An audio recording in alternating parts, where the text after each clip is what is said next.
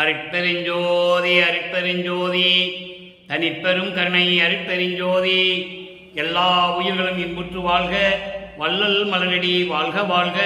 கொல்லா வருதும் குவளை எல்லாம் ஓங்குக, நல்லோர் நினைத்த நலம் பெறுக, நன்றி நினைத்த எல்லோரும் வாழ்க இசைந்து. உலக மக்களே, அறிவார்ந்த அன்பர்களே, ஆண்மநேய ஒருமைப்பாடுடைய அன்பர்களே, நமது இறைவன் வல்லற்பமானவர்கள் அருளிய திருவெட்பாவில் 3ஆம் திருமுறையில் பதிகம் 18 ஆற்றா விரகம் என்ற பதியத்தில் உள்ள பாடல்களை விளக்கங்களை பார்த்து கொண்டிருக்கிறோம். ஆற்றா விரகம் மொத்தம் 10 பாடல்களை கொண்டது.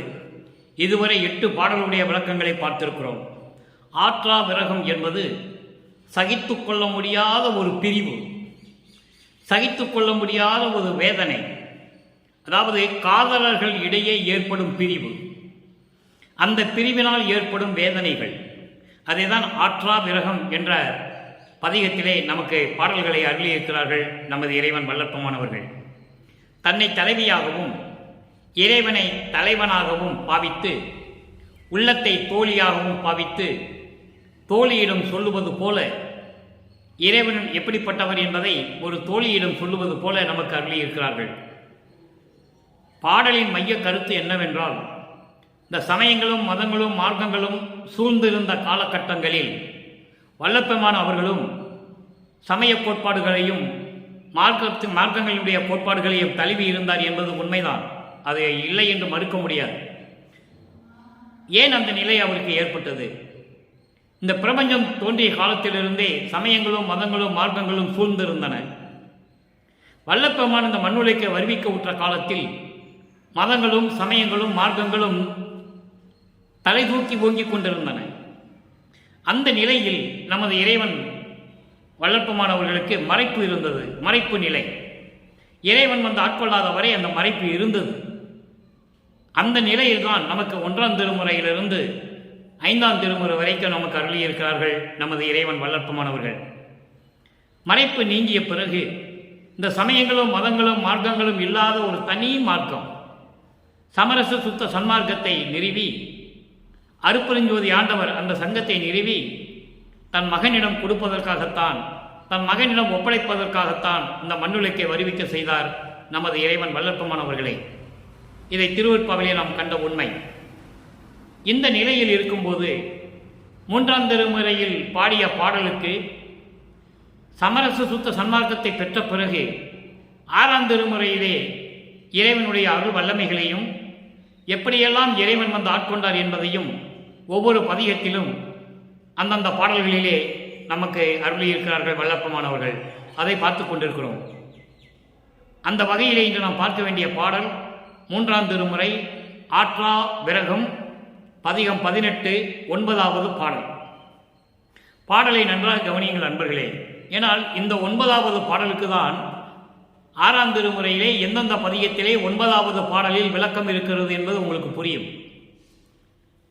மால் காதலிக்கும் மலரடியார், மால் காதலிக்கும் மலரடியார், ஒற்றி இளங்கும் மணி அணையார்.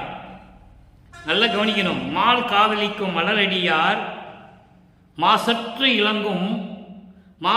இளங்கும் மணி அணையார், சேல் காதலிக்கும் வயல் வளம் சூழ் திருவால் ஒற்றி தேவரவர். அவர் பால் காதலித்து சென்றாலும் பாவியடி நீ யான் அனைதற்கு ஏற்காய் என்றால் என் செய்வேன், என்னை மடவார் இகழாரோ. உள்ளத்திடம் தோழியிடம் சொல்லுகிறார், இறைவனை பற்றி சொல்லுகிறார். அப்போ அவருக்கு மறைப்பு நிலை இருந்தது. ஏங்குகிறார், இறைவனை காதலிக்கிறார், இறைவனுடைய அன்பை பெறுவதற்கும் இறைவனுடைய திருவருளை பெறுவதற்கும் ஏங்குகிறார். அதை உள்ளத்திடம் சொல்லுகிறார். இந்த பாடலை பாருங்க. இப்போ பதவுரை பார்க்குறோம். மால் காதலிக்கும், மால் என்பவன் திருமால், திருமால் வணங்கக்கூடிய இறைவன். வானவர்களும் பிரம்மனும் திருமாலும் இறைவனை அருட்பெருஞ்சோதியை வணங்குகிறார்கள் என்பதை பல பாடல்களிலே வல்லப்பம் நமக்கு அருளியிருக்கிறார்கள். மறையவன் கனவினும் காணாத பதம், மறையவன் பரவும் பதம். மறையவன் என்பது பிரம்மான். பிரம்மன் வந்து கனவுல கூட இறைவனை பார்க்க முடியலையா, கனவுல கூட பார்க்க முடியலன்னு சொல்றேன். அதே மாதிரி திருமாலும் எப்படி இறைவனை வணங்குகிறார் என்று சொல்லுகிறார். திருமால் வணங்கும் பதத்துவா யான் உன் சிறுவன் என்றே என்று சொல்லுவார். அற்புதமாக இருக்கும். அதே போல இங்கு சொல்லுகிறார், மால் காதலிக்கும் மலரடியார். செந்தாமரை மலர் போன்று சிவந்து மெல்லிய திருவடிகளுடைய இறைவனுடைய திருவடிகளை திருமால் வணங்குகிறார். அப்படிப்பட்ட இறைவன் மாசற்று இளங்கும் மணி அணியார். மாசு அற்று இளங்கும் மணி அணையார். அணையார் என்பது மணி போன்றவர், மணி அணையார் என்பது மணி போன்றவர், மாணிக்கம் போன்றவர். மாசு அற்று இளங்கும். மாசு என்பது துரிசுகள், குற்றம் குறைகள், எந்த விதமான துரிசும் இல்லாமல், அதாவது துரிசு என்பது அண்ட துரிசு பிண்ட துரிசு என்று சொல்வார் வளர்ப்புமான். இதற்கெல்லாம் விளக்கம் தர வேண்டுமென்றால் நிறைய பேச வேண்டும், நமக்கு நேரமில்லை, அதனால் சுருக்கமாக சொல்லுகிறேன். மாயைகளும் மயக்கங்களும் உலக விடைய ஆசையங்களும் இல்லாத இறைவன் மணி போன்றவர். சேல் காதலிக்கும் வயல் வளம் சூழ் திருவால் ஒற்றித்தேவர். திருவற்றியூரிலே இருக்கின்ற இறைவன் எப்படி இருக்கிறார், எந்த இடத்தில் இருக்கிறார் திருவற்றியூரிலே என்றால், சேல் காதலிக்கும் நீர்நிலைகளிலே மீன்கள் கொஞ்சி விளையாடும் வயல்கள் சூழ்ந்த, அதான் சொல்றார், சேல் காதலிக்கும் வயல் வளம் சூழ் திருவால் ஒற்றித்தேவர். நீர்நிலைகளிலே மீன்கள் கொஞ்சி குழாவுகின்ற அந்த வயல்களும் பண்ணைகளும் வயல்வெளிகளும் சூழ்ந்த திருவற்றியூரிலே இருக்கின்ற இறைவன், அவரிடம் நான் போய் சென்று உன்னை காதலிக்கிறேன் என்று சொல்லும் பொழுது, யாரிடி நீ என்று கேட்டுவிட்டால், உன்னை ஏற்றுக்கொள்ள முடியாது என்று சொல்லிவிட்டால் நான் என்ன செய்வேன்? என்னை மடவார் இகழாரோ? பெண்கள் எல்லாம் எனக்கு இகழ்ந்து பேச மாட்டார்களா? அடக்கமில்லாத பெண்ணாக இருக்கிறாளே, மனம் பித்து பிடித்து அலைந்து கொண்டிருக்கிறாளே, காதல் காதல் என்ற பெயரில் என்று சொல்லி என்னை இகழ மாட்டார்களா பெண்கள் என்று சொல்லுகிறார். தன்னை தோழியாகவும் இறைவனை தலைவனாகவும் தன்னை தலைவனாகவும் உள்ளத்தை தோழியாகவும் வர்ணனை செய்தனால் பெண்கள் என்று சொல்லுகிறார். ஆனால் பாடலின் மைய கருத்து என்னவென்றால், உலக மக்கள் அனைவரும் என்னை இகழ்ந்து பேச மாட்டார்களா என்று பொருள். இப்படிப்பட்ட இறைவன், திருமால் வணங்கக்கூடிய இறைவன், மணி போன்று மாணிக்கம் போன்று விளங்கிக் கொண்டிருக்கின்ற இறைவன், துரிசுகளை எல்லாம் அகற்றிய இறைவன், மீன்கள் கொஞ்சி விளையாடும் நீர்நிலைகளிலே இருந்து கொண்டிருக்கின்ற திருவற்றியூரிலே இருக்கின்ற இறைவன், அவரிடம் நான் போய் உன்னை காதலிக்கிறேன், என்னை அணைத்துக் கொள்ளுங்கள் என்று சொல்லும் பொழுது, நீ யார் உன்னை அணைப்பதற்கு? நான் முடியாது என்று ஏற்கவிட்டால் இந்த உலக மக்கள் என்னை இகழ மாட்டார்களா என்று சொல்லுவதை ஒரு பெண்கள் இகழ மாட்டார்களா என்று சொல்லுகிறார். அவ்வளவுதான் வித்தியாசம். இப்போ இந்த பாடலின் விளக்கத்தை கோர்வையாக சொல்லுகிறேன், கவனியுங்கள்.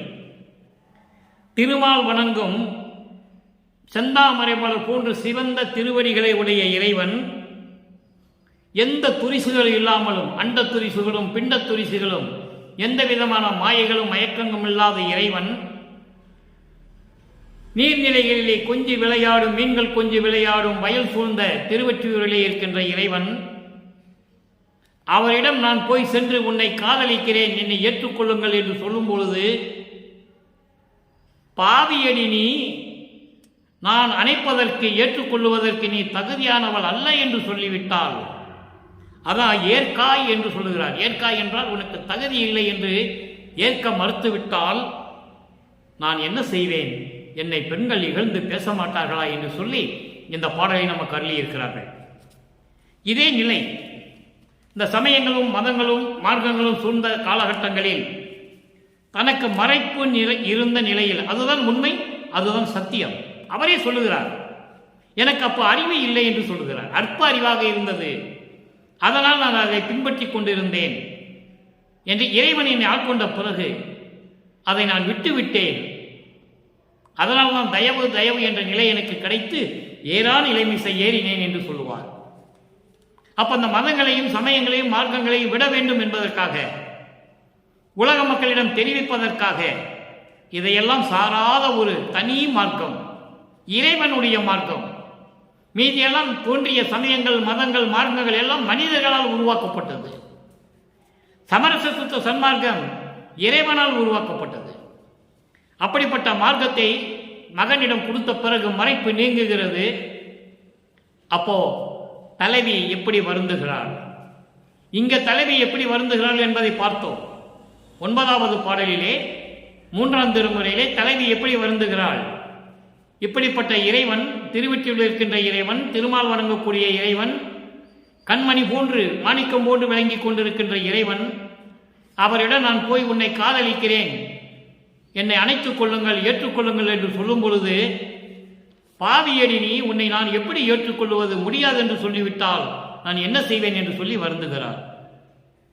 அதே தலைவி 6ஆம் திருமுறைக்கு வரும்போது, சமயங்களும் மதங்களும் மார்க்கங்களும் சாராத நிலையில் தனி மார்க்கத்தில் இருக்கும்போது எப்படி சொல்லுகிறார் பாருங்க.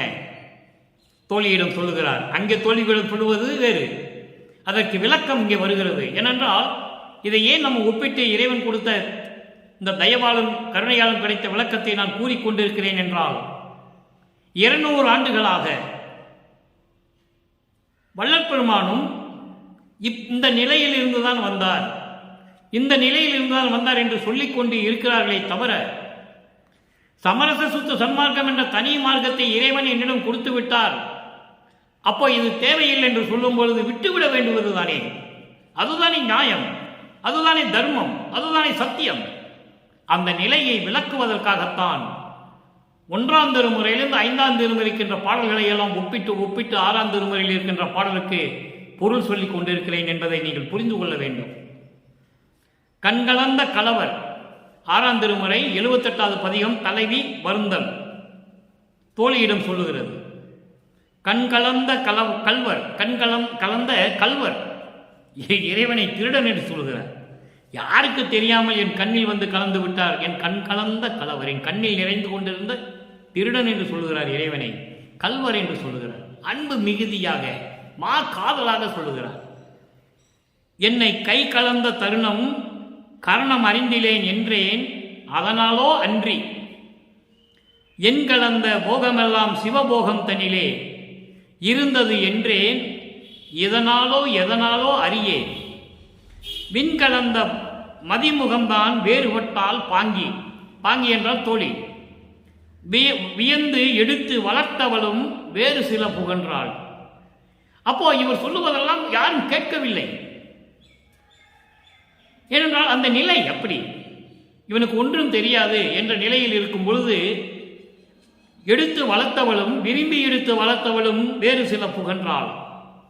பண்கலந்த மொழி மடவார் பழி கூறலானார், பத்தர் புகழ் நடராயர் சித்தம் அறிந்திலேனே. உள்ளத்திடம் சொல்லுகிறார், தோழியிடம் சொல்லுகிறார். அங்கே இறைவனை பார்க்க முடியவில்லை. இறைவனிடம் தேடி சென்றாலும் இறைவன் இப்படி சொல்லிவிட்டால் என்ன செய்வது என்று வருந்துகிறார் தலைவி. அதே தலைவி சமரச சுத்த சன்மார்க்கத்தை பெற்ற பிறகு, இங்கே தலைவி என்பது வள்ளற்பெருமானவர்கள். அப்போ அந்த நிலையில் இருக்கும்போது எப்படி வருந்துகிறார் பாருங்க. இறைவனை எப்படி சொல்றார் பாருங்க. கண்கலந்த கல்வர், என் கண் நிறைந்த இறைவன், எனது கணவன் திருடன் என்று சொல்லுகிறார். திருடன் என்பது காதலில் சொல்லுவது. காதல் ஏற்பட்டு இறைவனை திருடன் என்று சொல்லுகிறார், ஒளிந்து கொண்டிருப்பதை சொல்லுகிறார். என்னை கை கலந்த தருணம், என்னை கைபிடித்த போது அங்கே ஒன்று செய்யல, இங்கே என்னை கை பிடித்த போது கரணம் அறிந்திலேன் என்றேன், அதனாலோ அன்றி.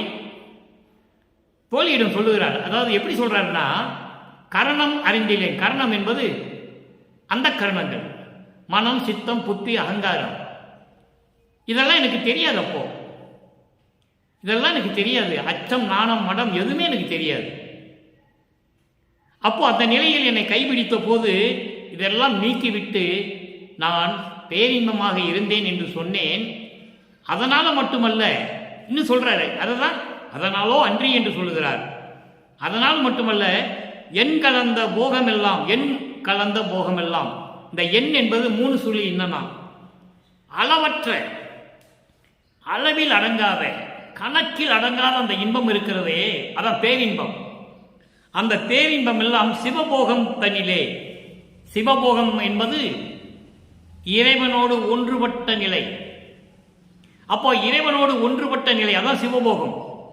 இறைவனோட ஒன்றுபட்ட நிலை என்பது 14வது நிலை. கடவுள் நிலை அறிந்து அம்மையமாதல்.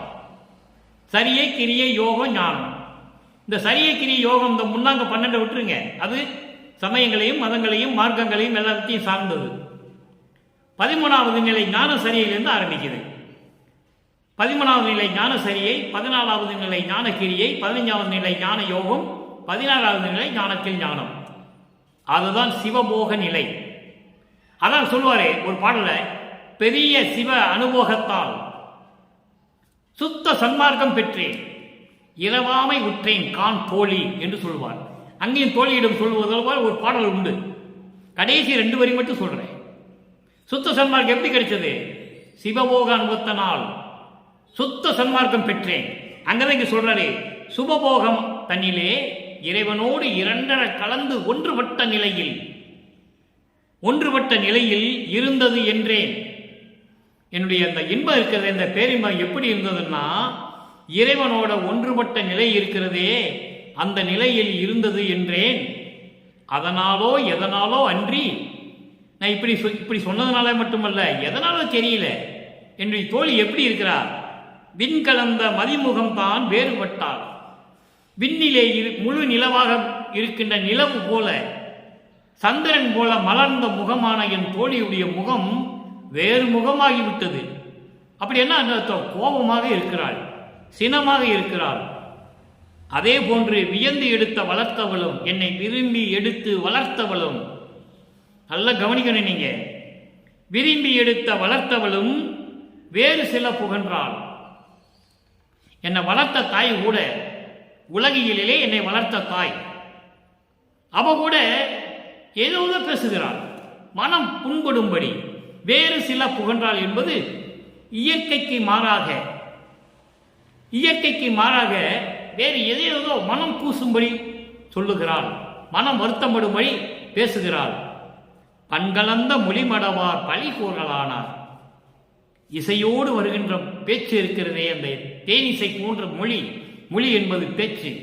அப்படி பேசக்கூடிய என் பெண்கள் எல்லாம் பழி சொல்ல ஆரம்பித்து விட்டார்கள், இழிவாக பேச ஆரம்பித்து விட்டார்கள். பத்தர் புகழ் நடராயர் சித்தம் அறிந்திலேனே. சாதுக்கள் புகழக்கூடிய, இங்க பத்தர் என்பது 6ஆம் திருமுறையிலே பத்தர்கள் என்று சொல்லும் பொழுது சாதுக்கள், சாதகர்கள், சமரச சுத்த சன்மார்க்கத்தை சேர்ந்த சாதுக்கள் எல்லாம் புகழக்கூடிய, அருளடனம் செய்து கொண்டிருக்கின்ற இறைவன் அவருடைய உள்ளம் அறிந்திலனே. அவர் உள்ளத்தில் என்னை பற்றி என்ன தெரிந்து கொண்டிருக்கிறார், என்னை பற்றி என்ன நினைத்துக் கொண்டிருக்கிறார் எனக்கு தெரியவில்லையே என்று தோழியிடம் சொல்லுவது போல இந்த பாடலை நமக்கு அருளியிருக்கிறார்கள். இதை ஏன் இந்த பதிகத்தை இங்கே அமைத்திருந்தார் என்றால், 3ஆம் திருமுறையிலே அவர் அந்த பதிகத்தை, ஆற்றாவிரகம் என்ற பதிகத்தை நீக்கிவிட வேண்டும். நான் பாடினேன் உண்மைதான், ஆனால் அந்த நிலை மாறிவிட்டது என்று சொல்வதற்காகத்தான் இந்த பதிகத்திலே இந்த பாடலை நமக்கு அருளியிருக்கிறார்கள் என்பதை நீங்கள் புரிந்து கொள்ள வேண்டும். அடுத்து 92வது பதிகம் இன்பத்திறன். இன்பத்திறன் எப்படி, இறைவனுடைய அந்த பேரின்பம் எப்படி இருக்கும்? 9வது பாடல். அங்கே மால் வணங்கும் மலரடியார் என்று சொல்லுவார், திருவற்றிலே இருக்கின்ற இறைவன் என்று சொல்லுவார். அதே இறைவன் இங்கே எங்கே விளங்கிக் கொண்டிருக்கிறார்? வாக்கு ஒளிந்து, மனம் ஒளிந்து, மதி ஒளிந்து, மதியின் வாதனையும் ஒளிந்து, அறிவாய் விளங்கி நின்ற இடத்தும், இதெல்லாம் கெட்டுப்போச்சு. ஆனா மெய்யறிவாய் நின்ற இடத்தும், அடுத்து பாருங்க, போக்கு ஒளிந்து, வரவு ஒளிந்து, பூரணமாய் அதுவும் போனபோது உள்ளபடி புகழ்வது எப்படியோ நீக்கு ஒளிந்த நிறைவே. இறைவன் எப்படி சொல்ற பாருங்க, நீக்கு உறைந்த நிறைவே, மெய்நிலையே, என்னுடைய நேயமே, ஆனந்த நிறுத்தமிடும் பதியே, ஏக்கு ஒளிந்தார் உள்ளத்திருக்கும் இறையே, என் குருவே, எல்லாமாய் அல்லதுமாய். எல்லாம் கவனிக்கணும் நீங்க. அற்புதம், திருவருட்பலம் அமுத கடல். தமிழ் இலக்கணம் இலக்கியம் தெரியாத எனக்கே இறைவன் இவ்வளவு அறிவை கொடுத்திருக்கிறார் என்றால், இறைவனை போற்றி வணங்கியவர்களுக்கு எப்படியெல்லாம் அறிவு விளங்கி இருக்கும். எல்லாமாய் அல்லதுமாய் இலங்கிய மெய்ப்பொருளே. இது பாடல். இப்போ விளக்கத்தை பாருங்க.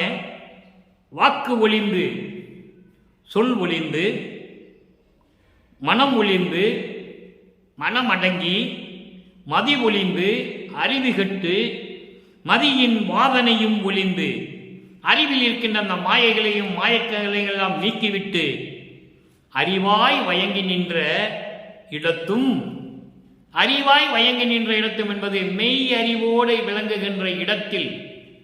எந்த இடம்? சிவநிலையில் இருக்கின்ற இடம். அதைதான் இங்கு சொல்கிறார், சிவபோகந்த நிலை என்று சொல்கிறார். அப்படிப்பட்ட இடம் அது. அப்படிப்பட்ட இடத்தில் இருக்கின்ற இறைவன் போக்கு ஒழித்து வரவு ஒழித்து, போக்கு என்பது இறப்பு, வரவு என்பது பிறப்பு, இறப்பையும் பிறப்பையும் நீக்கி பூரணமாய் பரிபூரணமாக இந்த பிரபஞ்சத்திலே விளங்கிக் கொண்டு, அதுவும் போன போது அதுவும் இல்லாமல் உள்ளபடி புகழ்வது எப்படியோ, இயற்கை உண்மை விளக்கத்தின் அடிப்படையில் எப்படி இருக்கிறதோ அப்படியே நீக்கு ஒழித்த, நீக்கு ஒழித்த என்றால் இதை நீக்கு ஒழித்த என்றால் நீக்கமர என்று சொல்லுவார் இறைவனை. நீக்கமர, நீக்கமர என்பது எங்குமாய் விளங்குவது, பரிபூரணமாக விளங்குவது.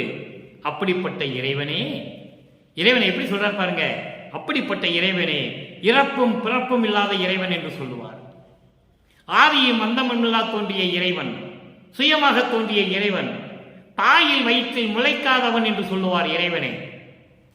அப்போ பிறப்பும் இறப்பும் இல்லாத இறைவன் அருட்பெருஞ்சோதி ஆண்டவர். அதே நிலையில் இருக்கின்றவர் நமது இறைவன். வல்லத்துமானவர்கள் மரணமில்லா பெருவாழ்வில் இருந்து கொண்டிருக்கின்றவர்.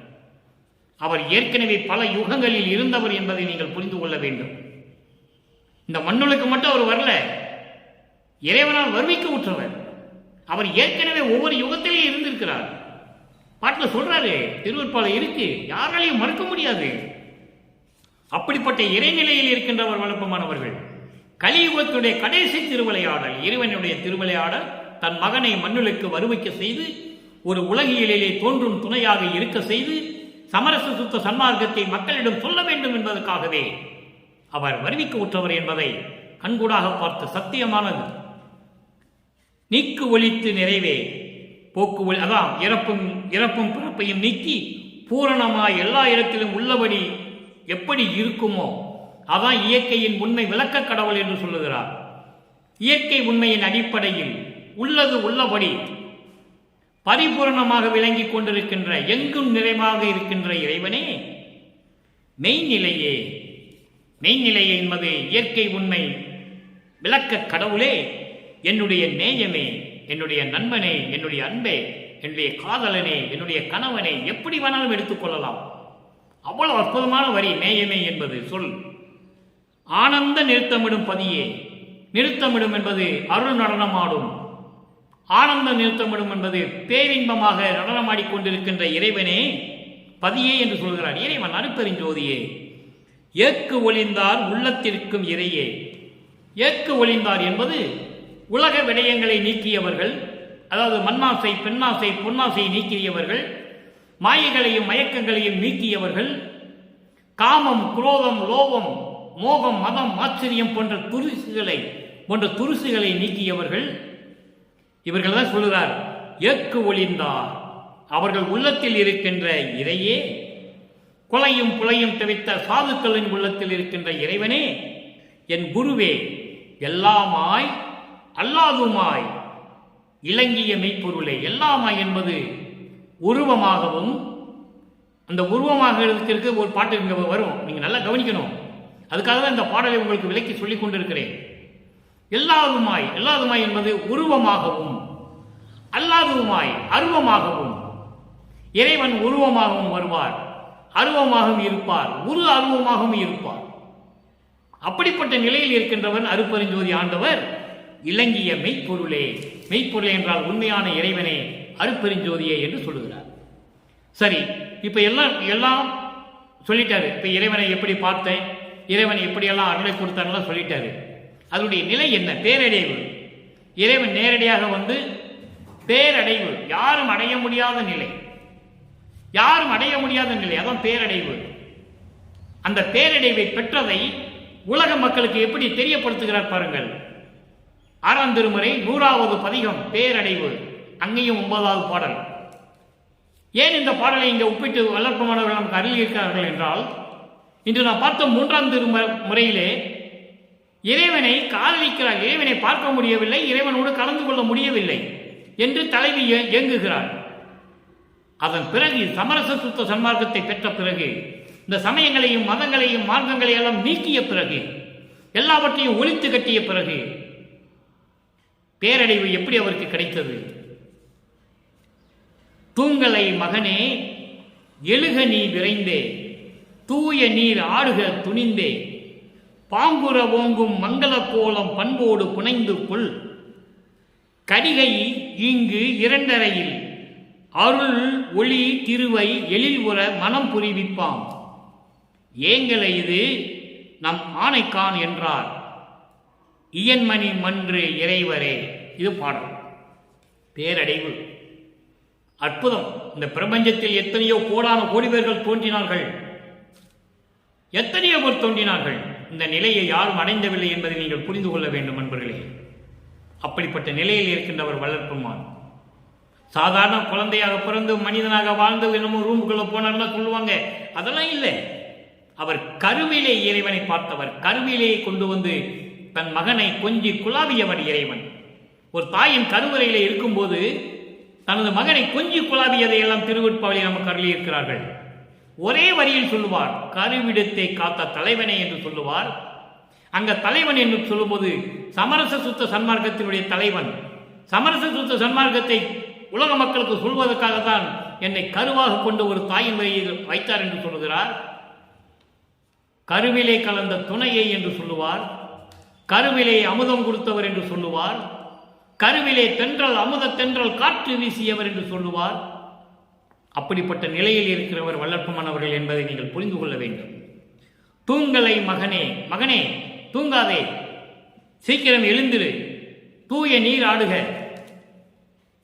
நல்லா நீராடி வர வேண்டும். நீ நல்லா குளிச்சு ட்ரெஸ் பண்ணிட்டு, ட்ரெஸ் துணிகளை எல்லாம் அலங்காரம் செய்து ஆடைகள் எல்லாம் பாங்குற ஓங்கும் மங்கள கோலம் பண்போடு புனைந்து, மங்களகரமாக ஆடைகள் எல்லாம் அணிந்து புனைந்து கொள்க என்று சொல்லுகிறார். வல்லப்பம்மன் புனைந்தாரா? இந்த கேள்வி வரும்ல. அப்பா வந்து சொல்றாரு, தந்தை வந்து சொல்றாரு, மகனை நீ குளிச்சுட்டு பட்டாடை உடுத்தி அணிகளெல்லாம் அணிந்து மங்களகரமாவா என்று சொல்லுகிறார். ஆனால் நம்ம இறைவன் அப்படியே வந்தார்? இல்லை. கீழே ஒரு வேஷ்டி மேலே ஒரு வேஷ்டி, அவ்வளவுதான். முடிந்தால் குடு, இல்லை என்றால் உன் இஷ்டம் என்று சொல்லிவிட்டார். பாடலிலே இருக்கிறது, நான் இப்படிதான் இருப்பேன், எனக்கென்று தனி உலகம் தேவையில்லை. ஏற்கனவே பிரம்மன் திருமால் போன்றவர்கள் உலகமெல்லாம் இருக்கிறது, அந்த உலகங்கள் எனக்கு தேவையில்லை. சித்தி வளாகத்தில் இருக்கின்ற இந்த குடிசையே எனக்கு போதும், எனக்கு சிம்மாசனம் தேவையில்லை. பவளங்களாலும் மாணிக்கங்களாலும் ரத்தினங்களாலும் அலங்கரிக்கப்பட்ட சிங்காதனம் எனக்கு தேவையில்லை. விரிப்பிலேன் மாலையன் பதவி வேண்டி கொள் என விரும்பினும் கொல்லேன் என்று சொல்லுவார். ஆக பாடலுக்காக சொல்லுகிறார், இப்படியெல்லாம் என் தந்தை வந்து சொன்னார் என்று சொல்லுகிறார்.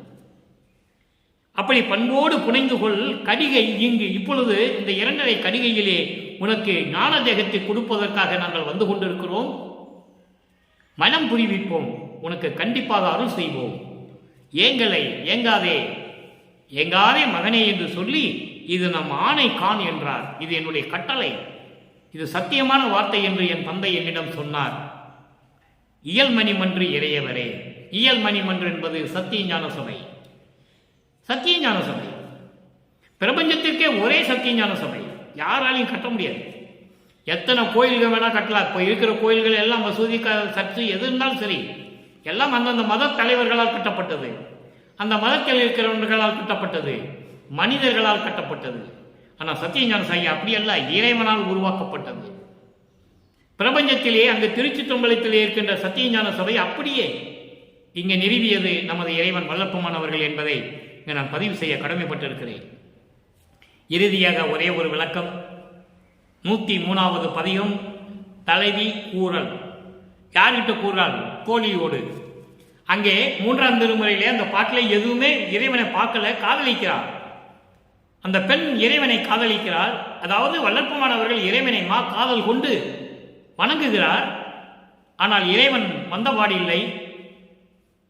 ஒருவேளை நாம் போய் இறைவனிட்டு இப்படியெல்லாம் கெஞ்சி கேட்டு என் காதலை ஏற்றுக்கொள்ளுங்கள் என்று சொல்லும் பொழுது, நீ ஒரு பாவியடி, உன்னை நான் ஏற்றுக்கொள்ள முடியாது என்று சொல்லிவிட்டால் என்ன செய்வது என்று சொல்லுவது போல இருக்கும்.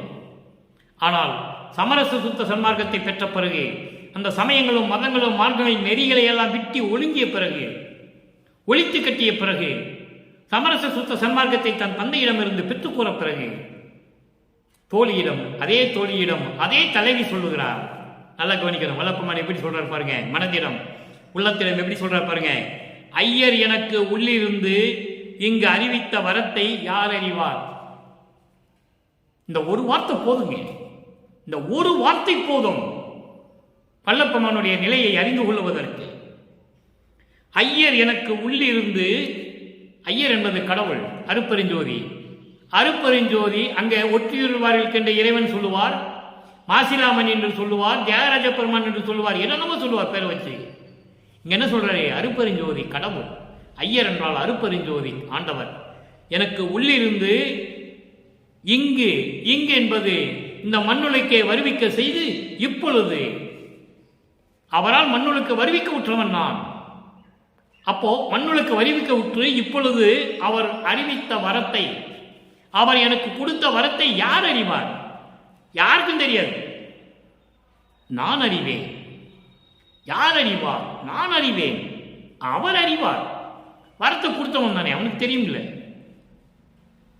நான் அறிவேன், அவர் அறிவார்.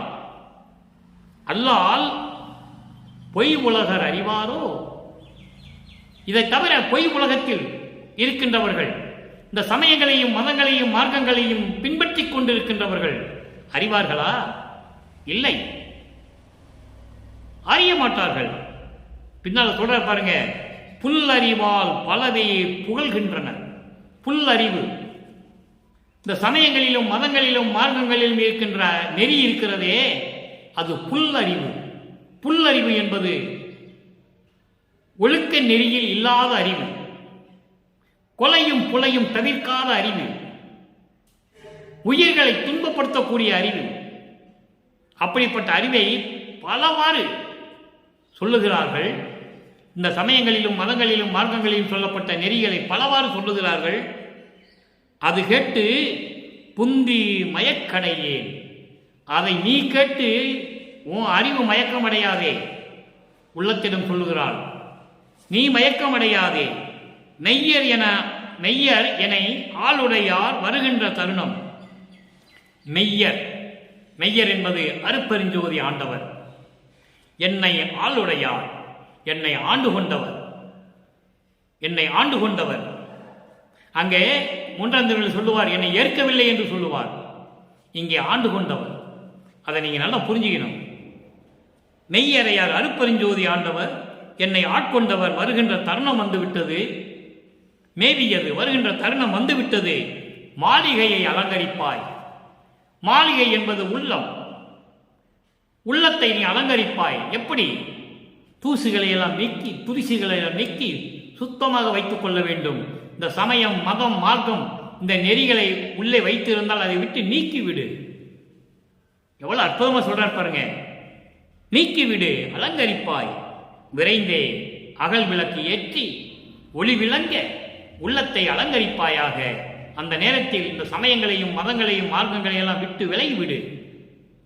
விரைந்தே தையல் ஒரு பாலுடைய நடத்து இறைவரானை.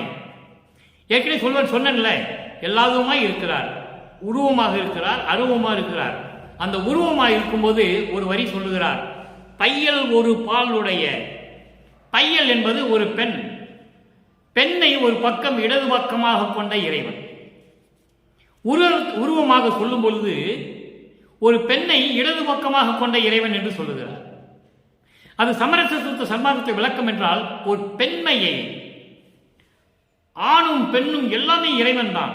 ஆணும் இல்லாமல் பெண்ணும் இல்லாமல் அழியும் இல்லாமல் விளங்கிக் கொண்டிருக்கின்ற இறைவன் என்று சொல்லி மகாதேவ மாலையிலே சொல்லுவார் வல்லற்பமானவர்கள். அப்போ உருவமாக சொல்லும் பொழுது ஒரு பெண்மையை கொண்ட இறைவன் என்று சொல்லுவார். அதைதான் ஒரு பெண்ணை இடது பக்கமாக கொண்ட இறைவன் என்று சொல்லுகிறார். இது ஒரு தத்துவத்தின் அடிப்படையில் அமைந்தது. அப்படி கையில் ஒரு பாலுடைய நடத்தும் இறைவன் ஒரு பெண்மையை இடது பக்கமாக வைத்துக் கொண்ட இறைவன் அருள் நடனம் செய்து கொண்ட இறைவனுடைய கட்டளை இது, ஆணை. சத்தியம் சத்தியம் மாதே. மாதே என்றால் பெண், பெண் தோழி, தோழி என்றால் உள்ளத்திடம் சொல்லுகிறார். இது சத்தியம் சத்தியம் பெண்ணே, சத்தியம் சத்தியமே. எவ்வளவு அற்புதமாக சொல்றார் என்பதை நீங்கள் புரிந்து கொள்ள வேண்டும். ஆக அன்பர்களே, என்னுடைய விளக்கம் உங்களுக்கு புரிந்திருக்கும் என்று நான் கருதுகிறேன். இன்று நாம் பார்த்த 9வது பாடலுடைய விளக்கம் இவ்வளவு இருக்கிறது. காரணம், இந்த 3ஆம் திருமுறையில் அந்த பாடல் மட்டும் விளக்கம் சொல்ல வேண்டும் என்றால் 15 நிமிடத்தில் சொல்லிவிடலாம். அது பிரயோஜனம் இல்லை, பலன் இல்லை, பயன் இல்லை. ஏனென்றால் சமயங்களும் மதங்களும் மார்க்கங்களும் சார்ந்த காலகட்டங்களில் இறைவன் பாடியது உண்மைதான், நாம் இல்லை என்று சொல்ல முடியாது. பிறகு அவற்றையெல்லாம் நீக்கிவிட்ட பிறகு, சமரச சுத்த சன்மார்க்கத்தை பெற்ற பிறகு இறைவனுடைய நிலையை வல்லப்பெருமான் உலக மக்களுக்கு சொல்லுவதை நாம் சொல்லி ஆக வேண்டும். இது காலத்தின் கட்டாயம். ஏனென்றால் சமரச சுத்த சன்மார்க்கம் தனி மார்க்கம், தனி இறைவன், அருட்பெருஞ்சோதி இறைவன். அந்த இறைவனை பற்றியும் மார்க்கத்தை பற்றியும் சொல்லும் பொழுது இந்த விளக்கங்களாம் சொல்ல வேண்டிய கடமை இருந்தது என்பதனால் மக்களே, உங்களுக்கு நான் இந்த பதவுரையை நான் உங்களுக்கு கூறியிருக்கிறேன். எனவே நீங்களும் அப்படிப்பட்ட இறைவனை வணங்கி சமயங்களும் மதங்களும் மார்க்கங்களும் சார்ந்த எந்த குறியீடுகளும் குறுக்கீடுகளும் இல்லாமல், ஏனென்றால் இறைவனே சொல்லுகிறார், சுத்த சன்மார்க்கத்தின் முக்கிய தடைகள் என்று சொல்லுகிறார். சமயங்களையும் மதங்களையும் மார்க்கங்களையும் தடைகள் என்று சொல்லுகிறார். அப்படிப்பட்ட தடைகளை எல்லாம் நீக்கி இறைவனை வணங்க வேண்டும். மண் அகல்களுக்கு தீபமேற்றி தீபத்து முன்னால் அமர்ந்து கொண்டு அருட்பெருஞ்சோதி அருட்பெருஞ்சோதி தனிப்பெருங்கருணை அருட்பெருஞ்சோதி என்ற மகாமந்திரத்தை உச்சரித்து புலையும் கொலையும் தவிர்த்து, புலை என்பது மாமிசத்தை, அதாவது அசைவ உணவுகளை தவிர்த்து சைவ உணவுகளையே ஏற்றுக்கொண்டு இறைவனை வணங்கி இறைவனுடைய அருளையும் இறைவனில் இருக்கிற செல்வங்களையும் நிறைய வச்சிருக்காரு, எடுக்க குறையாது. நம்ம தான் கேட்டு வாங்கணும். அந்த கேட்டு வாங்குற தன்மையை நம்ம வளர்த்துக்கணும். அதான் சூட்சமம். அதான் இறைவன் சொல்லுகிறார், கோடான கோடி பங்கு கிடைக்கும் நீங்க எங்கிட்ட வந்துட்டான்னு சொல்றேன். அப்படிப்பட்ட இறைவனை வணங்கி அருளையும் செல்வங்களையும் பெற்று நீங்க நோயற்ற வாழ்வில் நெடூழி வாழ வேண்டும் என்ற இறைவனோட தயவோடையும் கருணையோடும் வாழ்த்தி விடைபெறுகிறேன். இந்த வள்ளலார் ஊழியன்.